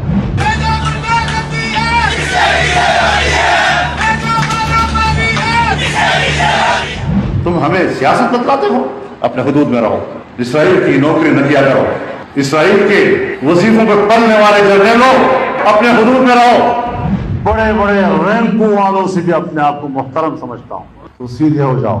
और अगर बिगड़ोगे तो फिर अगर हम बिगड़ गए तो अफगानिस्तान में अमेरिका का क्या हासिल हुआ, खुदा की कसम यहाँ तुम्हारा वही हासिल होगा। और अभिनंदन की क्या बात करते हैं। मुझे याद है चीफ ऑफ आर्मी स्टाफ तशरीफ लाए, पैर कांप रहे थे, पसीने माथे पे थे। दफा के लिए ये पूरी इंप्यूनिटी के साथ अपना सीना चौड़ा करके डिफेंस बजट को क्लेम कर रहे हैं और मांग रहे हैं कौम से। कौम की हड्डियों से गोश्त तक जो है इन्होंने निचोड़ लिया है और उतार लिया है। ये सुन लिया, ये आज हमें गद्दार कह रहे हैं। ये चूहे हमें गद्दार कह रहे हैं। अब मैं सिर्फ एक आपको बताना चाहता हूं कि मैंने अपनी फौज के मुतालिक क्या कहा। ये देखें, जो फौज का इदारा है कभी इसके खिलाफ बात ना करें, क्योंकि फौज एक ऐसी चीज है जो अगर हमारी फौज ना होती तो ये मुल्क में नहीं रहना था। इमरान खान से ज्यादा इस मुल्क को जरूरत पाकिस्तानी फौज की है और हमें हमेशा इस इदारे को इसकी मजबूती के लिए हमें बात करनी चाहिए। और आज कैंपेन चलाई जा रही है कि पाकिस्तान की फौज, कि पाकिस्तानी, हम तहरीक इंसाफ फौज के खिलाफ हैं। जो लोग इस मुल्क में हकीकी आजादी चाहते हैं वो हमेशा चाहेंगे कि हमारी फौज मजबूत हो। और कभी मैं जब तनकीद करता हूं तो मेरी तनकीद तामीरी होती है। जिस तरह एक बाप अपने बच्चों के तनकीद करता है उनकी इस्लाह करने के लिए, मेरी इस तरह की तनकीद नहीं होती इन चोरों की तरह जिनके एजेंडा कुछ पैसे बाहर पड़े, बाहर के लोगों की गुलामी करने वाले, पैसे की बुत की पूजा करने वाले, जिनके बच्चे बाहर, पैसे बाहर, ईदें बाहर, शॉपिंग बाहर, इलाज बाहर, और वो मुझे कह रहे हैं कि जनाब इमरान खान गद्दार है। मैं आज अपने सारी कौम के सामने कहना चाहता हूं कि ये जो साजिश की जा रही है कि मुल्क की सबसे बड़ी जमात को फौज के सामने खड़ा करने की, ये मुल्क के खिलाफ साजिश है। ये एक बैरूनी साजिश का हिस्सा है इस मुल्क को कमजोर करने का। ये जो चोरों को ऊपर बिठाया था बैरूनी साजिश के तहत, ये मुल्क को कमजोर करने के लिए चोरों को ऊपर इसलिए लेके आए थे कि इनसे जो भी कहें करवा सकते हैं। मेरे पाकिस्तानियों, मैं आज खास तौर पे इस प्रोपेगेंडा जो चल रहा है, सोशल मीडिया के लोगों को पकड़ पकड़ के लेके जा रहे हैं। एक बच्चे के बाप को पकड़ा हुआ है, उसे कह रहे हैं कि स्टेटमेंट दो कि इमरान खान ने हमें कहा था फौज के खिलाफ बयान देना। ये हो रहा है आज। तो मैं आज आपके सामने ऐलान करना चाहता हूं कि मेरा आज अगला लाएअमल क्या है। सबसे पहले मैंने फैसला किया अब कि अपनी आवाम में निकलने का। मैं अपने लोगों के पास जाऊंगा,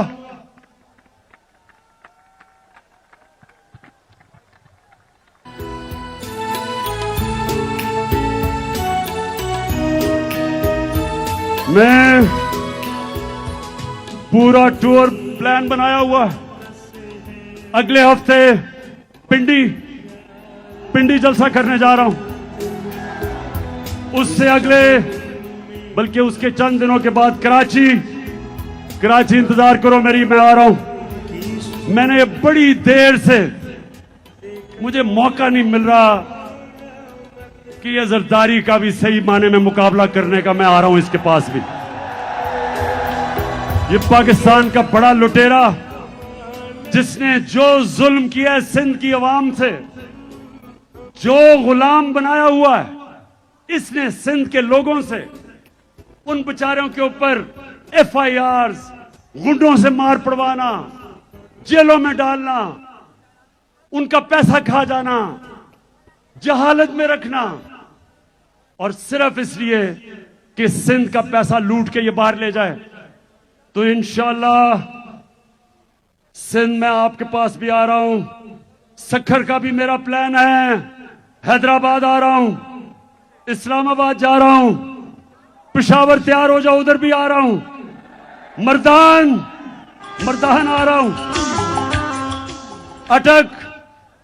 अटक का मेरा प्लान है, उस एबटाबाद, उसके बाद मुल्तान, फिर बावलपुर,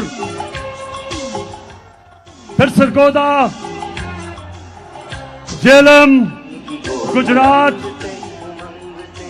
फैसलाबाद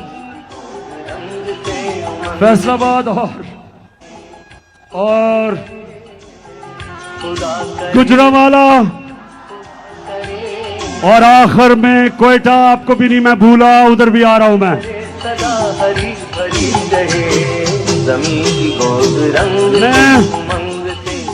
मैं अवाम में निकल रहा हूं। मैं सारी अपनी अवाम को तैयार कर रहा हूं। हमारी हकीकी आजादी की जंग अपने आखिरी और फैसला कुन मरहले पे है। मेरी कौम तैयार हो जाओ।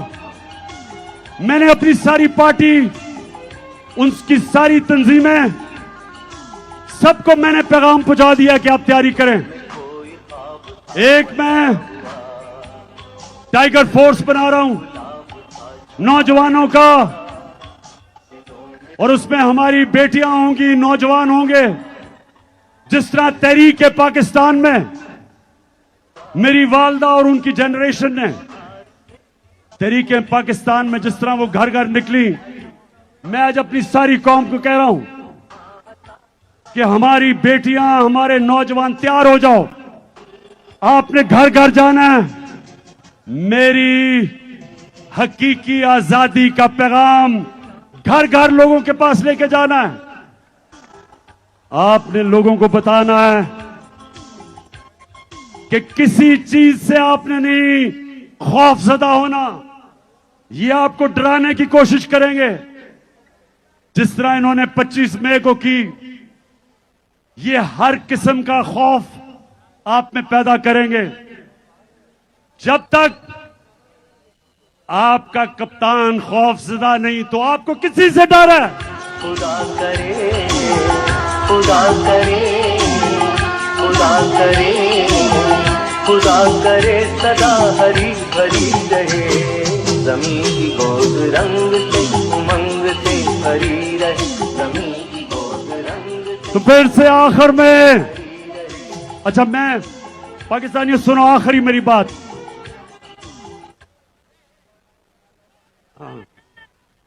हाँ, आखिरी बात मेरी सुन लो तराने से पहले।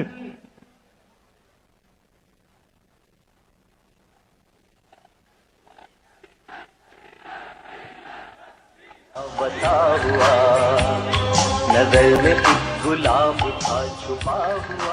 आपको मुझे ये बताएं डीजल बार बार आपको क्यों याद आ जाता है? वैसे इन तीनों की जब इन तीनों की शक्लें नजर आई साथ साथ, थ्री स्टूजेस की, जरदारी, चेरी ब्लॉसम और डीजल,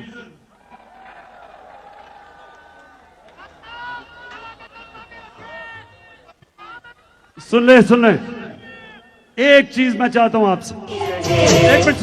एक मिनट। कायदे आजम से जब किसी ने पूछा, कायदे आजम के बड़े बुरे दिन थे 1937 में, एक सीट जीते वो, बड़ी आराम की जिंदगी गुजारे थे लंदन में, वहां से वापस आए। इलामा इकबाल ने उन्हें कहा था कि मुसलमानों की आपके बगैर लीडरशिप नहीं आती।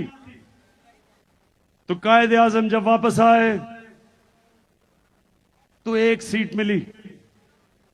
उनका लंदन से एक दोस्त मिलने आया, कहता आप इतनी याशी की आराम की जिंदगी गुजार रहे थे, तो क्या आपको अफसोस नहीं हुआ कि सब छोड़ के और इधर आए और देखें इतना बुरा रिजल्ट है? तो पाकिस्तानियों ये गौर से सुने, आजम ने जवाब दिया, ये गौर से सुने। उन्हें अपने दोस्त को कहा कि मैं सिर्फ एक चीज चाहता हूं, जब मैं अपने अल्लाह के पास जाऊंगा, मैं सिर्फ अपने अल्लाह से एक चीज सुनना चाहता हूं।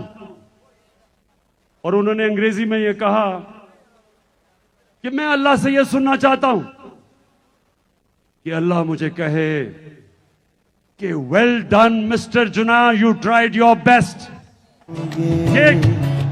जिना साहब कि शाबाश जिना, तुमने अपनी कौम के लिए पूरी कोशिश की। तो मैं जब अपने अल्लाह के पास जाऊंगा, मैं उससे एक चीज सुनना चाहता हूं, मैं सिर्फ उससे एक चीज सुनना चाहता हूं कि मेरा अल्लाह मुझे यह कहे कि शाबाश इमरान, सुने कि तुमने हमारे नबी सल्लल्लाहु अलैहि वसल्लम की उम्मत को ला इलाहा इल्लल्लाह का मतलब समझा दिया।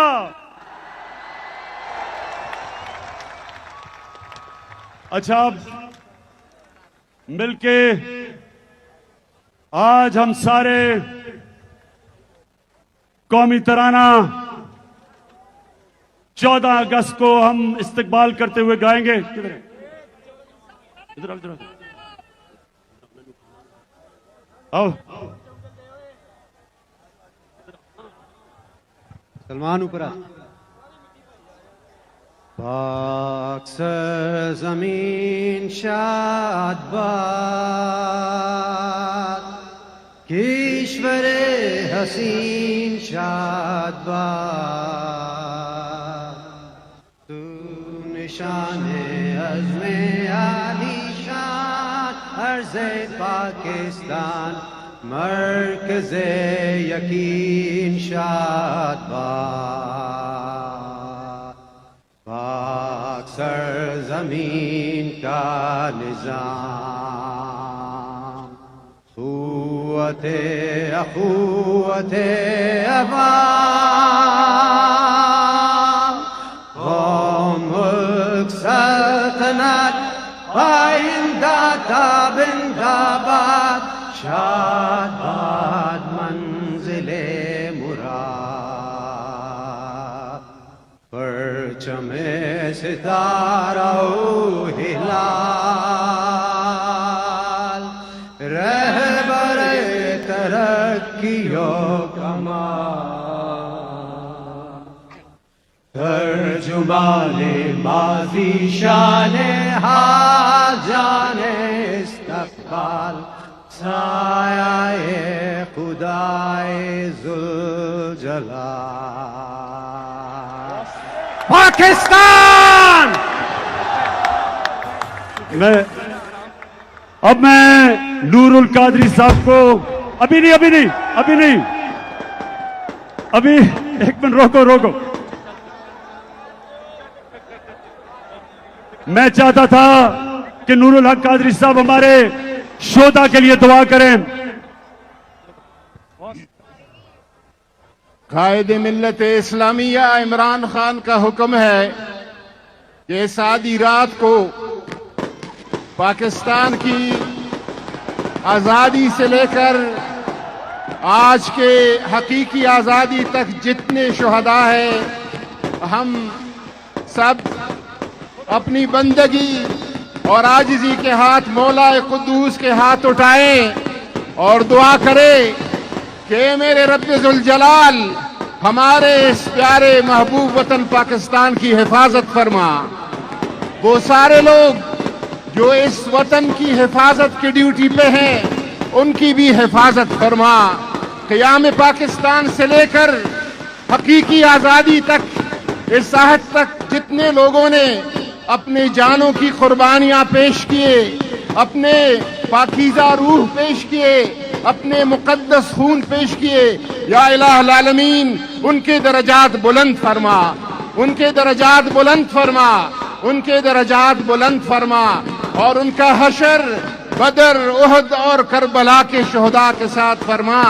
या इलाहुल आलमीन वो लोग जो हमारी सरहदों पर रात की टिटरती सर्दियों में पहरा दे रहे हैं, या अल्लाह ताला उनकी नुसरत फरमा, उनकी मदद फरमा और बतौर खास पाकिस्तान को अल्लाह तबारक व तआला उस मंजिल की तरफ 75 साल बाद हकीकी मंजिल की तरफ हमें रसाई फरमा।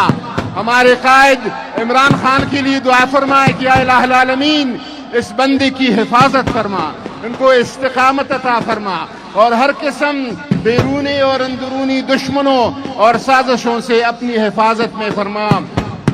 रब्बना ला तुआखिज़ना इन नसीना व अख्ताना रब्बना वला तहमिल अलैना इसरन कमा हमलतहु अलल लज़ीना मिन क़ब्लिना रब्बना वला तुहम्मिलना मा ला ताक़त लना बिह वाफ़ु अन्ना वग़फ़िर लना वरहमना अंत मौलाना फंसुरना अलल क़ौमिल काफ़िरीन व सल्लल्लाहु तआला अला खैर ख़ल्क़िही व नूर अर्शिही व ज़ीनत फ़र्शिही सय्यिदिना मुहम्मद व आलिहि व अस्हाबिही अजमईन। मुबारक हो पूरी कौम को। सबको जश्न आज़ादी मुबारक। एक मिनट, मैं सबसे आखिर में, एक मिनट, बड़े आराम से आपने बाहर निकलना है, लोग बहुत ज्यादा हैं, बड़े देखभाल करके निकलना, आहिस्ता आहिस्ता निकलना, कोई जल्दी नहीं है। हम अभी, मैं आपके साथ ही हूं, अल्लाह हुज़रा लगा दो। जितने लोग बाहर हैं और वो अंदर नहीं आ सके, उनसे मैं माजरत करता हूं।